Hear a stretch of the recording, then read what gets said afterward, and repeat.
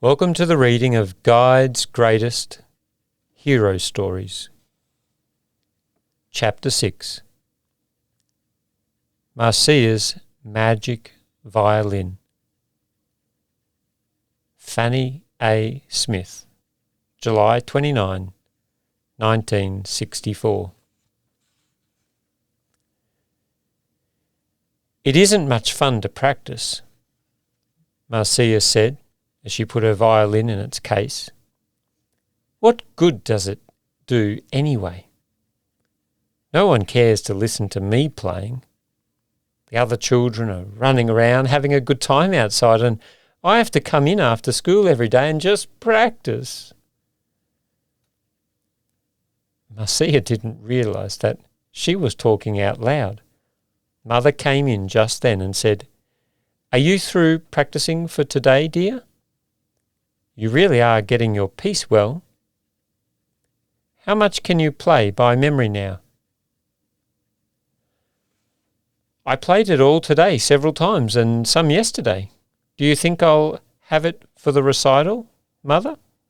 It's only a little over 3 weeks away." "Oh yes, it sounded very good today, much improved." Marcia felt better after that and said, "You'll help me when you can, won't you? I want it perfect." "Yes, of course. We'll begin really working on it tomorrow. It is the prettiest piece you've had, and I enjoy accompanying you on the piano. Now you may rest until supper time or go out and play with the children." Marcia ran happily across the street to play with Dorothy, her best friend, who was trying out her new croquet set. School and practicing kept Marcia busy all the next week. Soon it was lesson day again, and that meant a trip to Hollywood to her teacher's studio. Mr. Curtis, the teacher, had telephoned to say that a crew was working on one of the main roads near Hollywood, and there would be several miles of detour. Knowing this, Mother and Marcia started early and hoped they would reach the studio on time. When they came to the detour, they saw that there was a bad traffic jam. Working people were going home at that hour, and as Marcia and her mother drove along, the jam got worse and worse. Sometimes they didn't move for 10 minutes or so, and then only a very little bit. Nearly everyone was getting irritable and impatient.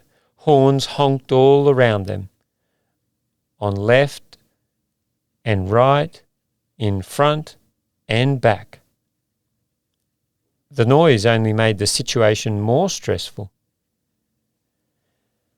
Mother said, "If they would only be more patient, it would be so much better." "Mother," Marcia said thoughtfully, "haven't I heard somewhere that there's magic in music, and that sometimes it calms people when they're angry and upset?"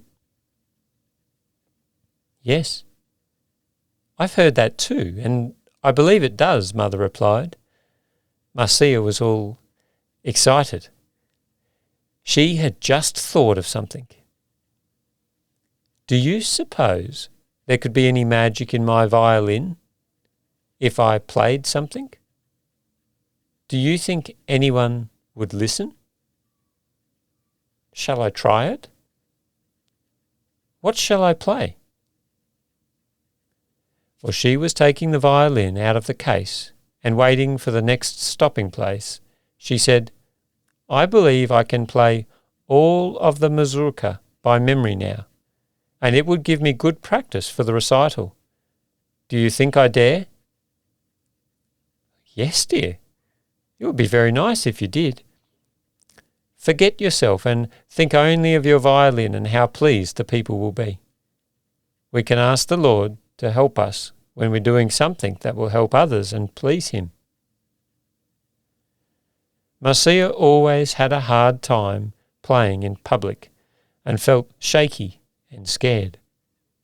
But she tuned her violin carefully, and when there was another stop in the traffic, Mother opened the door. Marcia stepped out beside the car. She had just room enough to stand and draw her bow across the strings. All was noise and confusion, but she began her piece with long sweeping bows, as her teacher had taught her. Windows and car doors opened wide, and people leaned out as far as they could. Frowns turned to smiles. The girl's nimble fingers flew. Sometimes her bow was bouncing, and her long blonde curls bounced too. Her lips were slightly parted in a smile, and her eyes and cheeks were all aglow with excitement. She made a charming picture. She felt glad now that she had practiced her scales, and the different kinds of bowings seemed easy. It was fun, now that she could do it right. She played as she had never played before. The happy faces all around her were thanks enough. When she finished, there was a hearty burst of applause from the cars around her. The people clapped and waved and called, "Thank you, thank you." She smiled and bowed and waved back. They were still waving and smiling as they turned off the detour into the highway again. "Oh," Marcia said breathlessly, "that was fun, Mother. And I wasn't a bit scared. I believe they liked it, and it wasn't hard at all. I'm glad I practiced it, so it's easy now." In the years that followed, Marcia became a good violinist, and was glad she had practiced when she was young. She found that people loved to hear her play, especially at programs at church, school, and rest homes. She remembered her teacher's advice to forget herself and use her talent to bring pleasure to others, and she never forgot the time when at the age of 11 she played for a large and appreciative audience on the detour road to Hollywood.